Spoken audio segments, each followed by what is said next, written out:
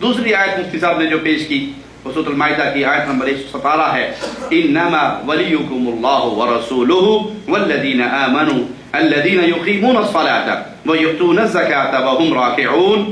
اور اپنا مطلب اور باطل مذہب ثابت کرنے کے لیے ترجمہ مفتی صاحب نے جو کیا وہ سنیے. اسی طرح فرمایا انما ولیکم اللہ ورسولہ والذین آمنوا الذین یقیمون الصلاۃ ویؤتون الزکاۃ وهم راکعون، کہ تمہارے مددگار اللہ، اس کا رسول اور وہ مومن کہ جو نماز قائم کرنے والے ہیں اور اس حال میں زکوٰۃ دیتے ہیں کہ وہ رکوع کرنے والے ہیں. تو یہ قرآن کی آیات موجود ہیں کہ جس میں مددگار اللہ بھی ہے، اس کا رسول بھی ہے، اور دیگر فرشتوں کا بھی تذکرہ ہوا، نیک مومنین کا بھی تذکرہ ہوا ہے. تمہارے مددگار اللہ، اس کا رسول اور وہ مومن کہ جو نماز قائم کرنے والے ہیں اور اس حال میں زکوٰۃ دیتے ہیں کہ وہ رکوع کرنے والے ہیں. یہ ترجمہ کیا مفتی صاحب نے. اس ترجمے کو لا کے ہم پیش کرتے ہیں انہی کے جد امجد احمد رضا خان بریلوی صاحب کے ترجمے پر. انہوں نے کیا ترجمہ کیا؟ تمہارے مددگار اللہ، اس کا رسول اور مومنین جو حالت رکوع میں زکوٰۃ دیتے ہیں. لیکن اعلیٰ حضرت ترجمہ کیا کر رہے ہیں؟ تمہارے دوست نہیں. ادھر مددگار ہے اور احمد رضا خان صاحب کے ترجمے میں کیا ہے؟ دوست. دوست اور مددگار میں فرق ہے.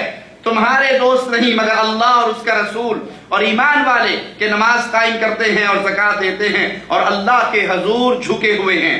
اعلیٰ حضرت کا ترجمہ گواہی دے رہا ہے کہ ولی سے مراد دوست ہے، مددگار فرشتے دوست ہیں. انسان نماز پڑھتا ہے اور اپنی جگہ پہ بیٹھا رہتا ہے، اللہ کے فرشتے اپنے رب کے اس بندے کے لیے اس وقت تک مغفرت کی دعا کرتے رہتے ہیں جب تک یہ اپنے مقامی نماز پہ بیٹھا رہتا ہے. فرشتے ملائکہ اہل ایمان کے دوست ہیں. مددگار کون ہے؟ مددگار اللہ ہے. اللہ اپنے بندے کی مدد کے لیے جس کی چاہے ڈیوٹی لگا دے، ہوائیں بھیج دے، بارشیں برسا دے، طوفان بھیج دے، سمندر کے اندر دشمنوں کو غرق کر دے. وہ اللہ ہے جس کو چاہے آرڈر کر دے. لیکن اہل ایمان نے جب بھی پکارا تو صرف ایک اللہ کو پکارا، اللہ کی مخلوق میں سے کسی اور کو نہیں پکارا. پھر اعلیٰ حضرت کے خلیفہ اور صدر الافاضل نعیم الدین مراد آبادی وہ اس آیت کی تفسیر اور شان نزول جو بیان کرتے ہیں وہ بھی سن لیجئے. کہتے ہیں کہ جن کے ساتھ موالات حرام ہے ان کا ذکر فرمانے کے بعد ان کا بیان فرمایا جن کے لیے موالات واجب ہے. اور شان نزول اس آیت کا کیا ہے؟ سیدنا جابر نے فرمایا کہ یہ آیت عبداللہ بن سلام کے حق میں نازل ہوئی. انہوں نے اللہ کے نبی کی خدمت میں حاضر ہو کے عرض کیا، اے اللہ کے نبی صلی اللہ علیہ وسلم، ہماری قوم نے ہمارا بائیکاٹ کر دیا، ہمیں چھوڑ دیا اور قسمیں کھا لی کہ وہ ہمارے ساتھ ہم نشینی نہ کریں گے. اس پر یہ آیت نازل ہوئی تو عبداللہ بن سلام نے کہا ہم راضی ہیں اللہ کے رب ہونے پر، اس کے رسول کے نبی ہونے پر اور مومنوں کے دوست ہونے پر. اور یہ حکم آیت کا تمام مومنوں کے لیے عام ہے کہ مومن ایک دوسرے سے محبت کرتا ہے. یہاں مراد محبت ہے، یہاں مراد دوستی ہے، یہاں مراد مدد کے لیے پکارنا نہیں ہے. اور ویسے ہر مسئلے پہ یہ کہتے ہیں جی آیت کا شان نزول دیکھو، تو یہاں شان نزول بھی واضح ہے. جب کفار نے، قوم نے بائیکاٹ کیا مسلمان ہونے کی بنیاد پر اور ناتا توڑا، رشتہ توڑا، ناراضگی کا اظہار کیا، تب اللہ نے کہا اگر تمہارے رشتہ دار تم سے ناراض ہوتے ہیں تو کوئی حرج نہیں، اللہ تمہارا دوست ہے، اس کا رسول تمہارا دوست ہے، اہل ایمان تمہارے دوست ہیں.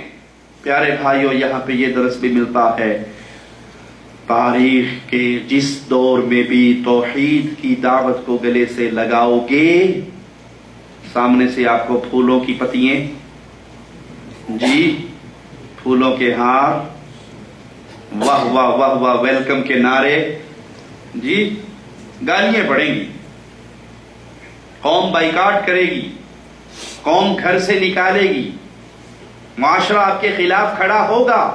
یہ نہیں ہے کہ آپ کو ہو قولوا لا الہ الا اللہ، اللہ کے علاوہ کوئی مشکل کشا و حاجت روا نہیں، کسی کے لیے سجدے، رکوع، نظر، نیاز، طواف، ذبح، قربانی نہیں، یہ سب شرک ہے.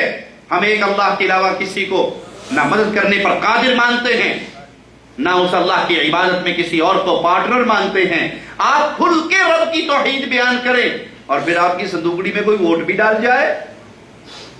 جی آپ توحید بیان کرنے والے ہوں اور آپ کو پھولوں کی پتیوں سے آپ کا استقبال بھی ہو، جب آپ توحید بیان کرو گے کہیں باپ دشمن بنے گا، کہیں ماں دشمن بنے گی، کہیں خامن دشمن بنے گا۔